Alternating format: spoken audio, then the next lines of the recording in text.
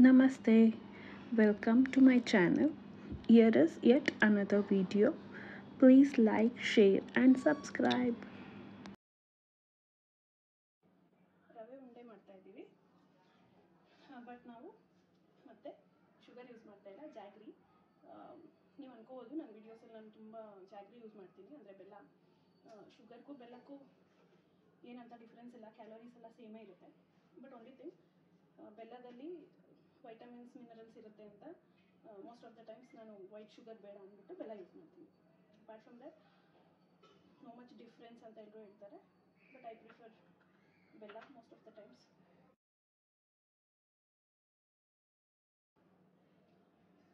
So ಬನ್ನಿ, ನಾನೇನೇನು ingredients ತೊಗೊಂಡಿದ್ದೀನಿ ಅಂತ ತೋರಿಸ್ತೀನಿ. ಮತ್ತು ಇದೂ ಅಷ್ಟೇ ವೆರಿ ಮಿನಿಮಲ್ ಇಂಗ್ರೀಡಿಯೆಂಟ್ಸ್, ಮನೆಯಲ್ಲೇ ಮಾಡಿಕೊಂಡು ಮಕ್ಕಳಿಗೆ ಸ್ಕೂಲ್ಗೆ ಸ್ನ್ಯಾಕ್ಸ್ ಥರ ಕಳಿಸ್ಬೋದು. ಲೆಟ್ ಮೀ ಶೋ, ಝೂಮ್ ಹಾಕಿ ತೋರಿಸೋಣ ಸ್ವಲ್ಪ. ನೋಡಿ, ರವೆ ಇದೆ,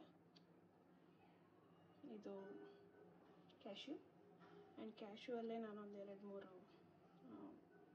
ಇಲಾಚಿ ಇಟ್ಕೊಂಡಿದ್ದೀನಿ. ಬೆಲ್ಲ, ಇದು ಗ್ರೇಟೆಡ್ ಕೊಕೊನಟ್, ಇದು ಡ್ರೈ ಕೊಕೊನಟ್, ಮತ್ತು ಆಲ್ಮಂಡ್ಸ್, ಕಿಶ್ಮಿಶ್ ಇದೆ, ಇದು ಗೀ ಯೂಸ್ ಮಾಡ್ತಾ ಇದ್ದೀವಿ. ಇದು ರೋಸ್ಟೆಡ್ ರವಾ, ಆಲ್ರೆಡಿ ರೋಸ್ಟ್ ಆಗಿರೋದು, ಬಟ್ ಸ್ಟಿಲ್ ನಾವು ಗೀ ಹಾಕಿ ರೋಸ್ಟ್ ಮಾಡಬೇಕು. ಸೊ ಮತ್ತೆ ಸ್ವಲ್ಪ ಗೀ ಹಾಕಿ ನಾನು ರೋಸ್ಟ್ ಮಾಡ್ತೀನಿ. Let's start the process. Okay, start ಮಾಡೋಣ.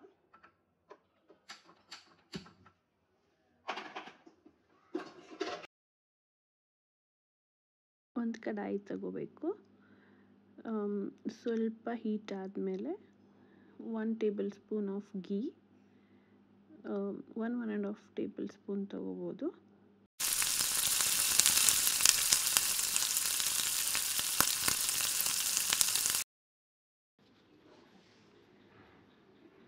ಈಗ ರವೆ ಹಾಕಬೇಕು ಗೀಯಲ್ಲಿ, ಮತ್ತು ಒಂದು ಸ್ವಲ್ಪ ಹೊತ್ತು ಬ್ರೌನ್ ಆಗೋವರೆಗೂ ಗೀಯಲ್ಲಿ ರೋಸ್ಟ್ ಮಾಡಿ ಒಂದು ಪ್ಲೇಟಿಗೆ ಅದನ್ನು ತಗೊಂಡು ನಾನು ಡ್ರೈ ಕೊಕೊನಟ್ ಹಾಕ್ಕೊಂಡಿದ್ದೀನಿ ಇವಾಗ. ಮತ್ತು ಅದ್ರ ಜೊತೆ ಜಾಗ್ರಿ ಪೌಡರ್ ಮಿಕ್ಸ್ ಮಾಡ್ತಿದ್ದೀನಿ. ನಿಮ್ಮ ಹತ್ರ ಜಾಗ್ರಿ ಪೌಡರ್ ಸಿಕ್ತಿಲ್ಲ ಅಂದರೆ ನೀವು ಜಾಗ್ರಿ ಸಿರಪ್ ಕೂಡ ಮಾಡ್ಕೋಬೋದು, ಅದನ್ನು ಕೂಡ ಆ್ಯಡ್ ಮಾಡ್ಬೋದು ನೀವು. And full of almonds, and full of cashew, ಮತ್ತು 2-3 ಇಲಾಚಿ ಅಥವಾ ಕಾರ್ಡಮಮ್ ತೊಗೊಂಡಿದ್ನಲ್ಲ ಅದನ್ನು ಆ್ಯಡ್ ಮಾಡಿಕೊಂಡು ಇದನ್ನು ಕ್ರಷ್ ಮಾಡ್ಕೋಬೇಕು. ನಾನು ಕುಟಾಣಿಯಲ್ಲಿ ಕ್ರಷ್ ಮಾಡ್ಕೊಳ್ತಿದ್ದೀನಿ, ನೀವು ಇದನ್ನು ಚಾಪ್ ಕೂಡ ಮಾಡ್ಕೋಬೋದು.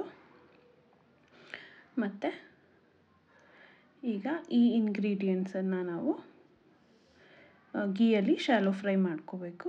ಸೊ ನಾನು ಮತ್ತೆ 1 ಸ್ಪೂನ್ ಗೀ ಅಥವಾ ತುಪ್ಪ ತಗೊಳ್ತಿದ್ದೀನಿ. ಅದಕ್ಕೆ ದ್ರಾಕ್ಷಿ, ಗೋಡಂಬಿ ಮತ್ತು ಆಲ್ಮಂಡ್ಸ್ ಇದೆಲ್ಲ ತಗೊಂಡು ಏನು ಕ್ರಷ್ ಮಾಡಿದ್ನಲ್ಲ ಅದನ್ನು ಆ್ಯಡ್ ಮಾಡಿ ಶಾಲೋ ಫ್ರೈ ಮಾಡ್ತೀನಿ. ಬ್ರೌನ್ ಆಗೋವರೆಗೂ ಶಾಲೋ ಫ್ರೈ ಮಾಡಿ, ಸ್ವಲ್ಪ ಹೊತ್ತು ಶಾಲೋ ಫ್ರೈ ಆದ ನಂತರ ನೀವು ಇದನ್ನು ನಮ್ಮ ಮಿಕ್ಸ್ ಏನು ನನ್ನ ಪ್ಲೇಟಲ್ಲಿ ರವೆ ಮತ್ತು ಬೆಲ್ಲ, ಡ್ರೈ ಕೊಕೊನಟ್ ಪೌಡರ್ ತೊಗೊಂಡಿದ್ದೀನಲ್ಲ ಅಲ್ಲಿ ಆ ಪ್ಲೇಟಲ್ಲಿ ಇದನ್ನು ಮಿಕ್ಸ್ ಮಾಡಿಕೊಂಡು ಒಳ್ಳೆ ಮಿಕ್ಸ್ ಮಾಡಿ ಫುಲ್ಲು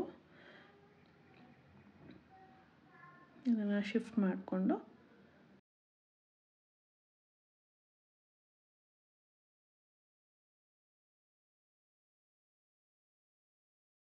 ಪ್ಲೇಟಿಗೆ ಶಿಫ್ಟ್ ಮಾಡಿಕೊಂಡು ಚೆನ್ನಾಗಿ ಎಲ್ಲ ಮಿಕ್ಸ್ ಆಗಬೇಕು.